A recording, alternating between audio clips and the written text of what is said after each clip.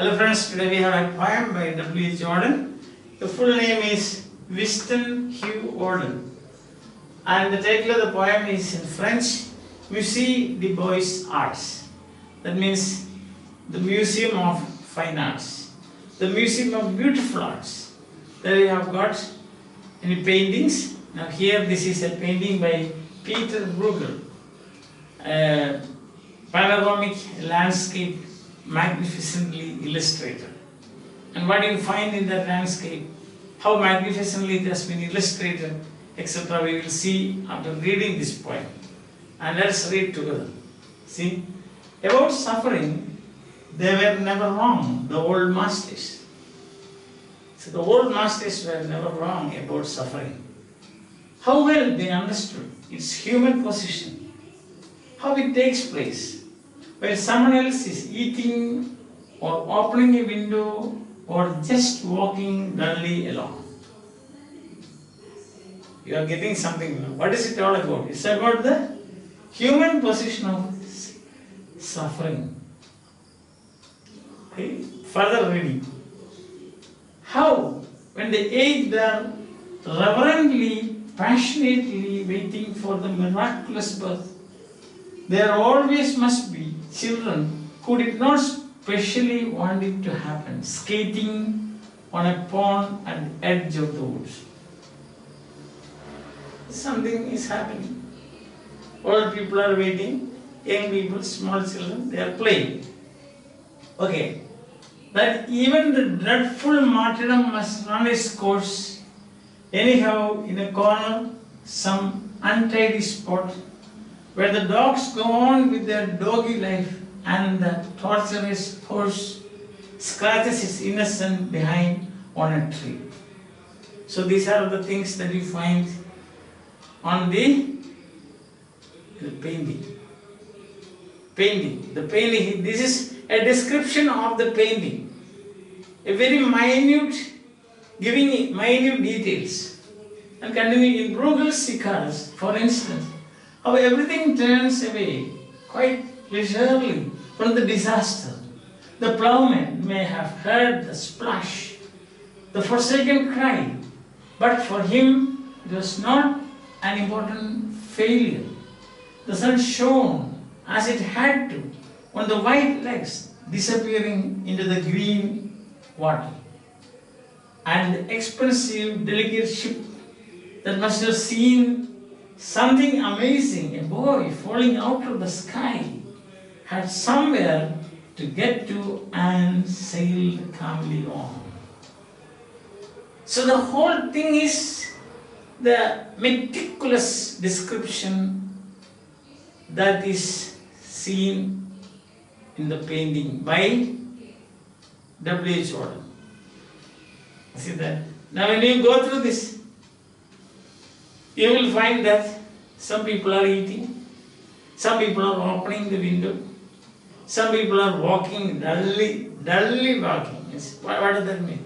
No interest, they are just walking like that, dully walking. Similarly, opening window, do you want me to explain that?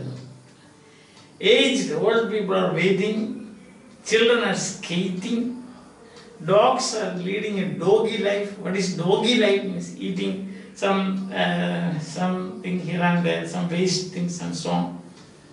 There's a horse, it scratches its behind.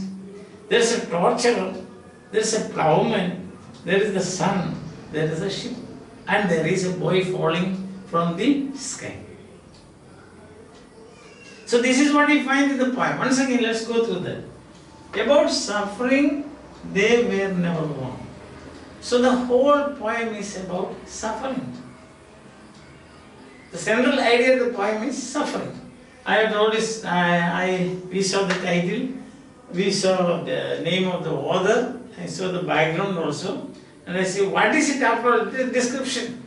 A description of a painting by Peter Bruegel, which he found in Musee des Beaux Arts, that Museum of Fine Arts in Brussels, where he visited, sorry. About suffering, they never were wrong. So this is the thing, suffering. Suffering is the central point. The old masters can be painters, it can be poets, it can be dramatists, it can be novelists, it can be philosophers. So, all masters, he says. How well they understood his human position. So, the poem is about that. The human position of suffering. The human position of suffering. How it takes place while someone else is eating, one, opening the window, two, just walking, three, activities. Aged are reverently aged old people waiting. Miraculous birth. Always must be. Children, what do children do? Skating. This is what you find in the painting. In the painting by Peter Broker. Then that is dreadful martyrdom. Must have taken its course in your corners, untied is for dogs, animals. They are leading a doggy life. And then there is the horse. There is a torturous horse, scratches. Innocent behavior, Bruegel's painting, Icarus. Icarus is the son of Daedalus. Daedalus, the story is told by Ovid in his Metamorphosis. Understand?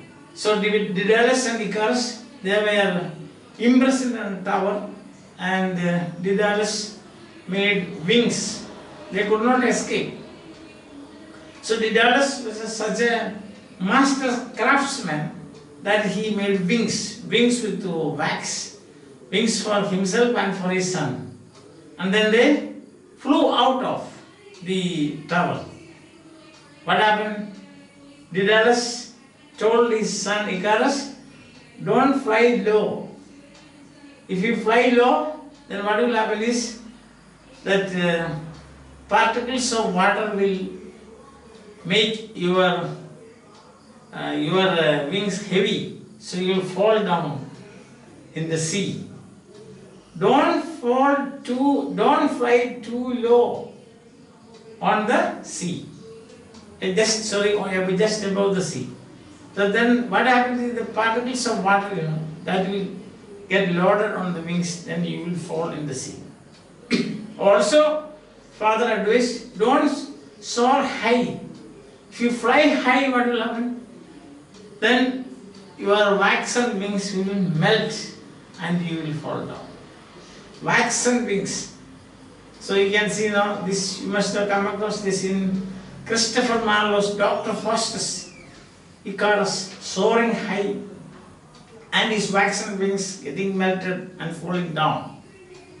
So the lesson is that don't aspire too high. Don't go too high.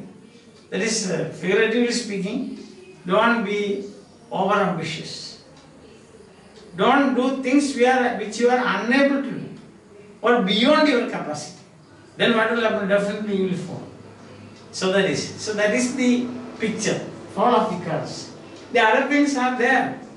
As we have told you, a panoramic view, a panoramic landscape, where some people are opening windows, some people are eating, some people are walking, aged people are waiting, children are playing, then there is the horse scratching, dogs, dog life, see that?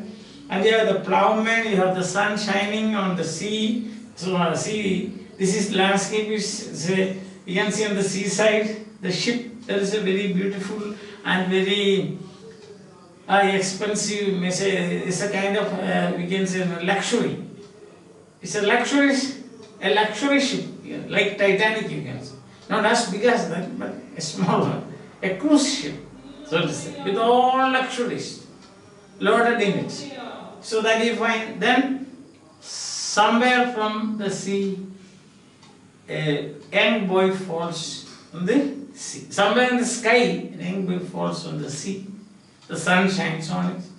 Nobody bothers about it. So this is the picture. This is the painting. In the painting you find all these things. So in Bruegel's Icarus, for instance, how everything turns away. So that is the point. Turning point. Turns away. Everything turns away from quite leisurely. So everything turns away quite leisurely from the disaster. You remember in Good Samaritan, isn't it? Then what happens? A man was attacked by robbers. Then the priest went leisurely by. The Levite went leisurely by. Probably might have looked and then leisurely. When there is an accident, a road accident, people pass by leisurely. But these days they do something more horrible. They take photographs of that with their mobiles. So that is a kind of sadism. A sadism they want to record it. That's what that is happening. Leisurely taking the photograph. Leisurely. So when other people are suffering, our attitude towards suffering is leisurely turn away. So turn away quite leisurely from the disaster. The ploughman, so there is a ploughman in the painting. The ploughman may have heard the splash of the boy falling in the sea. So the forsaken cried. He must have cried. See his last desperate cry. Please help, help, help. SOS, save our soul. As it had on the white legs disappearing into the green one. The sun did not bother. It was shining. The sun shone on the white legs of Icarus, young boy, and the expensive delicate ship, a small size Titanic, the expensive delicate ship that must have seen something amazing. Oh, and people were looking out like this. What is it? Amazing, a boy falling from heaven, from the sky, from the blue sky, clear sky. A boy falling in this splash. That is one out of the expensive delicate ship. Something amazing. The boy falling out of the sky had somewhere to get to and sailed calmly on. See the words calmly on. Leisurely turn away. Then human position. So what is the central idea of this poem after reading this? That is the human position, attitude of humans, attitude of animals, attitude of old people, attitude of children, attitude of nature, attitude of the celestial world, the sun, attitude of earth, attitude of animals, and attitude of humans towards suffering. So you can see this leisurely turning away and calmly proceeding. Leisurely, as if nothing happened. So that is not an important failure, is the point.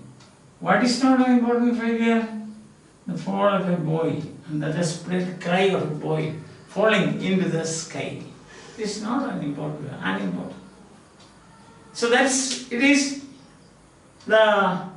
poet is, the poem 21 lines is nothing but the description of the painting. It is, the device used is called ekphrasis. Ekphrasis. Ekphrasis. This is the device, poetic device used here. Ekphrasis. That is a Greek word meaning description. So here it is, detailed description. Once again we will go through this. Together we will read and then we will take up point by point. About suffering, they were never wrong, the old masters. How well they understood this human position. How it takes place while someone else is eating or opening a window or just walking dully along. How, when they ate, they are reverently, passionately waiting for the miraculous birth. There always must be children who did not especially want it to happen, skating on a pond at the edge of the woods. They never forgot that even the dreadful martyrdom must run its course.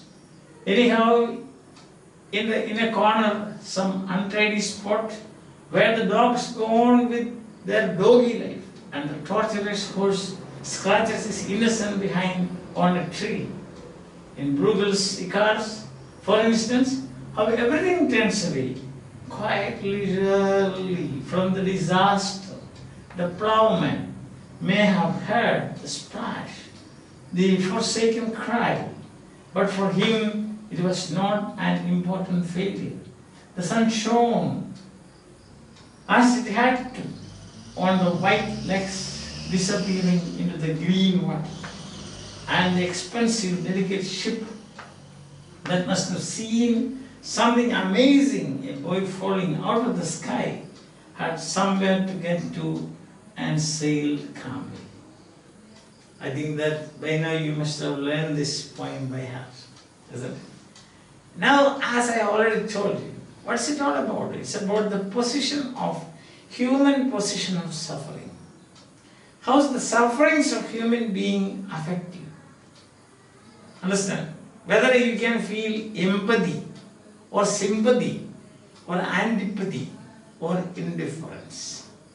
So here it is, calm and quiet indifference, turning leisurely and calmly proceeding your way. Understand?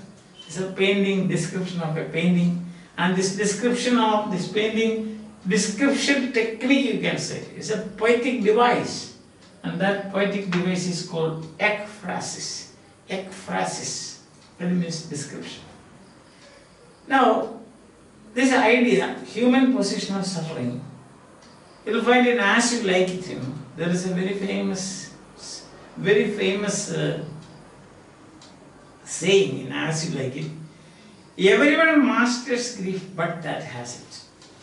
So I think now we can just do away with this, and we will speak about the general idea, and this general idea of the human position of suffering, you can also find in philosophy, in say dramas, and you will also find in epics. See, in As You Like, you find everyone masters grief, but that has it. This is the thing. So what does it mean? Everyone masters grief. See, when your near ones or dear ones die, you cry. But why? You cannot master, you cannot bring it under control. Masters means bring it under control. But all the other people can do it. They will come and console you. Don't worry. After all, once you are born, you will have to die. So that kind of, a detached feeling. Understand? Everyone. And then you will find, in Yaksha Prasna, Yaksha, in Mahabharatha, Yaksha Prasna. That is Yaksha, the crane. You remember the story, the Pandava brothers come to fetch water from a pool, and then Yaksha, or the crane, in the form of a crane, shape of a crane, said, don't touch the water. If you touch, you will die. They take one by one, they die. At last, Yudhistir comes. And then he says, he also tries to take some water, and then the crane said, don't touch. You will die just as your brothers. You remember that? And then he asks us a question, what is the wonder of wonders in this world? And the answer is, when humans find that their near and dear ones are dead, and the next day they forget all about it, or suffering, and they forget all about it, and then continue their life. So this is the position of human suffering. The most loving, or the beloved, your heart of your heart and soul of your soul and life of your life dies. After 2 or 3 days, you forget about it. This is the wonder of wonders. This is what so that is the human position of suffering. Yaksha Prasna, you can see. There's a German saying, no plough stops for the sake of a dying man. German. Now, first one I told Shakespeare. No plough stops. No plough stops. He says, no plough stops for the sake of a dying man. For the sake of a dying man. So this is German saying. No plough stops for the sake of it. It means life will go on, whatever happens. Indifferent to others' suffering. It's a kind of philosophy, you can say stoicism. Stoicism. Resigning to everything. Stoicism. So this poem, you can interpret in that way also. Stoicism. Or there is a Flemish proverb, says, and the farmer continued to plough. Flemish proverb. Every culture has this. Flemish proverb, and the farmer continued to plough. So that means life will go on. Life will go on, whatever happens. It has to. That's the way. Or you can say, Obla di, Obla da, life goes on. You have heard of that, no? Obla di, Obla da, life goes on. So this is actually the central idea of this poem. The central idea of this poem can be explained. One, you can say that it is like this, Obla di, Obla do, di, da, the life will go on. What all happen? Que sara, sara, you have heard of that? Everyone must escape what that has. All their people can bring grief under your control, but not you. And then there is the Yaksha Prasna, where the crane, of course that was Yamaraj, asking questions one after another, philosophical questions to Yudhistir. Finally he asks a question, what is the wonder of one days? And then the answer is, the wonder of one days is that your brother lying dead and you start eating. You don't stop eating. Yes. Then German proverb, no plough stops for the sake of a dying man. And the Flemish and the farmer continued to plough. So this is the central idea. Now we will continue with this in the next class. So I hope that tomorrow you will bring the text with you so that we can. Today I provided the text for you. That tomorrow you should bring it so you understand. The central idea is the human position of suffering. This you can find in these proverbs, in the Yaksha Prasna, in this song here, and in this philosophy here. Stoicism, resigning, जो होना है हो जाए, जो होना है जो वो हो जाए. हम क्या करेंगे? हम क्या करें? So that is the meaning. Understand? What will happen. What can we do? We cannot do it. That is stoicism. Okay, see you again tomorrow. Till then, bye.